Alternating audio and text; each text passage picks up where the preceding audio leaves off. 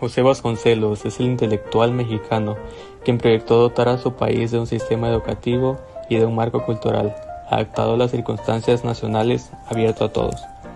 Siempre consideró que la cultura es un mecanismo reivindicador de la raza y creyó en el mexicano que puede conquistar el espíritu, el intelecto y la grandeza.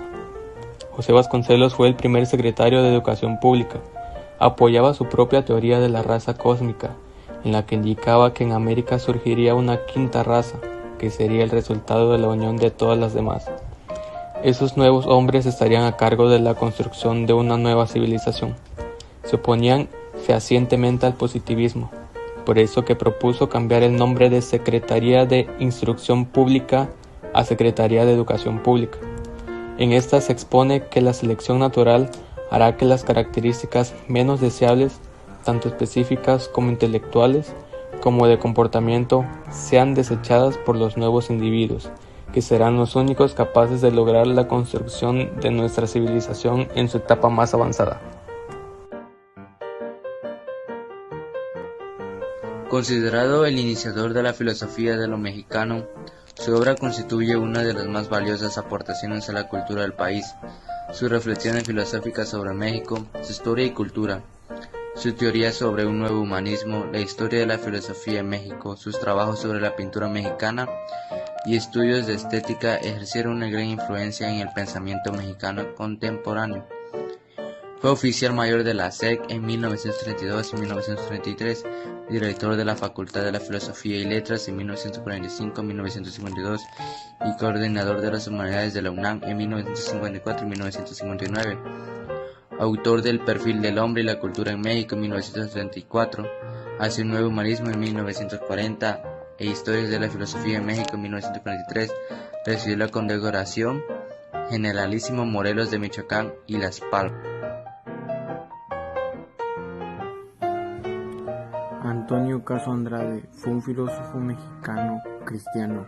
Fue rector de la entonces llamada Universidad Nacional de México de diciembre de 1921 a agosto de 1923. Junto con José Vasconcelos fundó el Ateneo de la Juventud, grupo humanista opuesto a la filosofía positivista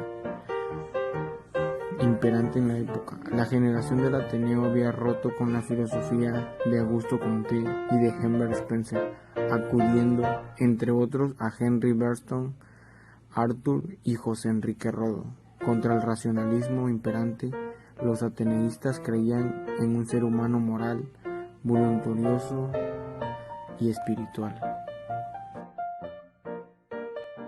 Miguel Luis León Portilla fue un filósofo e historiador mexicano, experto reconocido en materia del pensamiento y la literatura de la cultura náhuatl. Es autor de una amplia obra, donde estudia las creencias y tradiciones de las diferentes comunidades indígenas de nuestro país.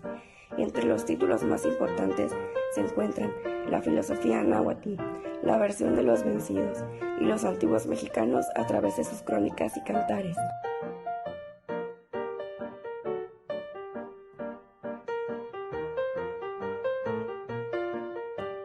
Entre los años de 1955 y 1963 se desempeñó como subdirector y director del Instituto Nacional Indigenista Interamericano. Asimismo, en 1963 ocupó la dirección del Instituto de Investigaciones Históricas de la máxima casa de estudios, cargo en el que permaneció por más de una década. Fue nombrado cronista de la Ciudad de México y a partir del año de 1995 ingresó a la Academia Nacional de Ciencias de los Estados Unidos en el área de Antropología e Historia. El trabajo de Miguel León Portilla se ha centrado en los pueblos indígenas y prehispánicos, desde el estudio de su lengua y literatura hasta la defensa de sus derechos. Entre las principales aportaciones de Sand se encuentran la crítica a la filosofía europea. Se argumentó que la filosofía europea no puede ser aplicada de manera directa a México y a otros países latinoamericanos. El estudio de la historia de México. SEA se dedicó a estudiar la historia de México desde la época prehispánica hasta la actualidad. La defensa de la educación. SEA fue un defensor de la educación y la cultura como herramientas para la construcción de la identidad mexicana. Nacionalismo crítico. SEA propuso un nacionalismo crítico que reconociera los problemas y desafíos que enfrentaba México como país. En resumen, Leopardo Sea realizó importantes aportaciones a la construcción de la identidad mexicana a través de su crítica a la filosofía europea, su estudio de la historia de México, su defensa de la educación y su propuesta de un nacionalismo crítico. Octavio Paz fue un poeta y diplomático mexicano, considerado como uno de los escritores más prestigiosos del siglo XX y uno de los mejores poetas hispanos hasta el momento. Sobre la construcción del identitario mexicano, Octavio Paz hace una interesante reflexión en el mismo libro del Laberinto de la Soledad, sobre la frase "no te rajes". Octavio dice que rajarse es abrirse, es decir, el mexicano no se abre, no puede rajarse, no puede mostrar eso que siente, eso que tal vez lo mata de felicidad o que lo desgarra en lo más profundo de su ser. Y simplemente el mexicano no se abre porque recrea un caparazón en donde se siente cómodo. A los mexicanos no nos gusta abrirnos. Preferimos ponernos una máscara para enfrentar la vida desde una perspectiva en que no nos haga daño. Octavio Paz habla del mexicano solitario e inseguro por naturaleza, que se vuelve temerario y sociable en las fiestas gracias al alcohol.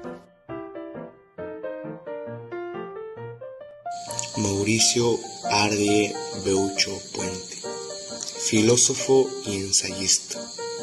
Se ha dedicado al estudio de la filosofía clásica, medieval, renacentista, novohispana y contemporánea.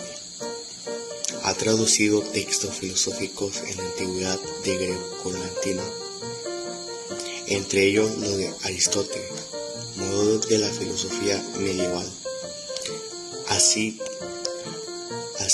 como sus aportaciones en la filosofía del lenguaje y a la hermenéutica.